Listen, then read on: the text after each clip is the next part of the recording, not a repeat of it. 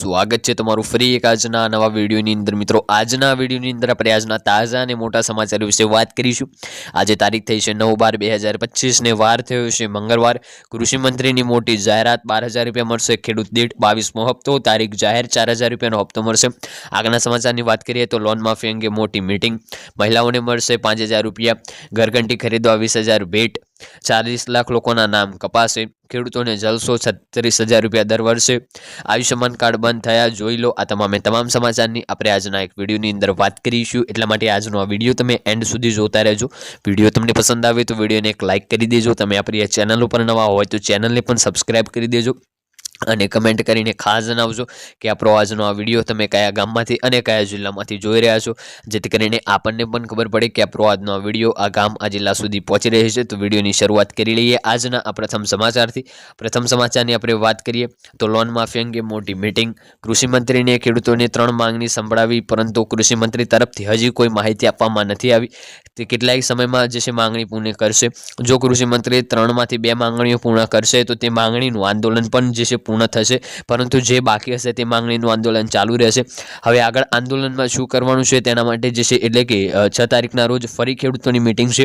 આજની મીટિંગમાં મહા આંદોલનની જે છે નવી રૂપરેખા તૈયાર કરવામાં આવશે, પછી જાહેર કરવામાં આવશે કે જ્યાં સુધી સંપૂર્ણ માંગણીઓ પૂર્ણ ન થાય ત્યાં સુધી આંદોલન ચાલુ રહેશે। તમે સાથ આપશો કે નહીં એ કમેન્ટ કરીને જણાવજો। વાત કરીએ હવે આગળના સમાચારની તો મહિલાઓને મળશે 5,000 રૂપિયાની સહાય। પ્રધાનમંત્રી માતૃ વંદના યોજના હેઠળ સરકાર જે છે માતા બનતી મહિલાઓને નાણાકીય સહાય પૂરી પાડે છે। આ યોજના હેઠળ પહેલીવાર માતા બનનારી મહિલાઓને કુલ 5,000ની નાણાકીય સહાય પૂરી પાડવામાં આવે છે। જો કોઈ મહિલા બીજી વખત પુત્રીને જન્મ આપે છે તો સરકાર વધારાના 6,000 રૂપિયા આપે છે। તમે પણ pmmvy.wcd.gov.in પર ઓનલાઈન અરજી કરી શકો છો। તમે આંગણવાડી કેન્દ્ર અથવા આરોગ્ય કેન્દ્રમાં પણ ફોર્મ સબમિટ કરી શકો છો। વાત કરીએ હવે આગળના સમાચારની તો ઘરઘંટી ખરીદવા મળશે 20,000 રૂપિયાની ભેટ। ગુજરાત સરકાર દ્વારા માનવ કલ્યાણ યોજના અંતર્ગત વિવિધ સ્વરોજગારીલક્ષી યોજનાઓ અમલમાં મૂકવામાં આવી છે। આ યોજનાઓનો મુખ્ય ઉદ્દેશ રાજ્યના નાગરિકો, ખાસ કરીને આર્થિક રીતે પછાત વર્ગના અને નબળા વર્ગના સ્વરોજગારીને તકો પૂરી પાડવા, તેમના જીવન ધોરણમાં સુધારો લાવવાનો છે। આ યોજનામાંથી એક મહત્વપૂર્ણ યોજના છે ઘરઘંટી ખરીદવા માટે 20,000 રૂપિયાની ભેટ। આનું જે ફોર્મ છે એ તમે માનધન યોજનામાં જ અથવા તો માનવ કલ્યાણ યોજનાની વેબસાઇટ ઉપર જઈને ફોર્મ ભરીને તમે આની જે લાભ છે મેળવી શકો છો। વાત કરીએ હવે આગળના સમાચારની તો 40 લાખ લોકોના નામ કપાશે। ગુજરાતમાં મતદાર યાદી સુધારણાની કામગીરી 90% પૂર્ણ થઈ હોવાનું સરકારે અહેવાલ આપ્યો છે। જોકે નવી મતદાર યાદી સુધારણામાં મોટા જે છે બદલાવ જોવા મળશે। ગુજરાતમાંથી 40 લાખ જેટલા મતદારોના નામ જે છે કપાય તેવી શક્યતા છે। રાજ્યમાં ચાલી રહેલી સરની જે છે કામગીરી અંતર્ગત 5 કરોડ ફોર્મ વિતરણની કામગીરી 100% પૂર્ણ થઈ ગઈ છે, જેમાં દાહોદના લીમખેડા અને બનાસકાંઠાના ધાનેરામાં 100% જે છે ડિજિટાઇઝેશન સંપન્ન થયું છે। વાત કરીએ હવે આગળના સમાચારની તો ખેડૂતોને જલસો 36,000 રૂપિયાની સહાય। પીએમ કિસાન યોજના સાથે જોડાયેલા ખેડૂતોએ 18 થી 40 વર્ષની ઉંમર વચ્ચે પીએમ કિસાન માનધન પેન્શન યોજના PMKMY-માં નોંધણી કરાવવી પડશે।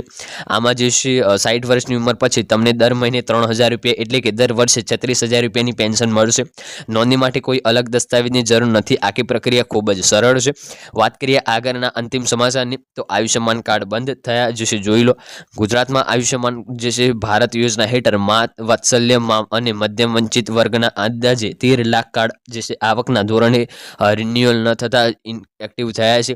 સરકારે SMS જાહેરાત અને માર્ગદર્શન આપ્યા છતાં અનેક લાભાર્થીઓએ રિન્યુ કરાવ્યા નથી, પરંતુ જે છે પરિણામે સરકારે સમય લોકો કાર્ડ એક્ટિવ કરાવવા જે છે દોડધામ કરતા જોવા મળે છે। આરોગ્ય વિભાગે અપીલ કરી છે કે લાભાર્થીઓ વહેલી તકે કાર્ડ રિન્યુ કરાવી લે, જેથી કોઈ જે છે ચિંતા અથવા તો વંચિત ના રહી શકે। આજનો વિડીયો આપણે અહીંયા પૂર્ણ કરીશું। વિડીયો તમને પસંદ આવ્યો હોય તો વિડીયોને એક લાઇક કરી દેજો। ચેનલ ઉપર નવા હોય તો ચેનલને પણ સબસ્ક્રાઇબ કરી દેજો। કમેન્ટ કરીને ખાસ જણાવજો આજનો વિડીયો તમને કેવો લાગ્યો। મળીશું આગળના વિડીયોમાં, ત્યાં સુધી જય ભારત, જય હિન્દ।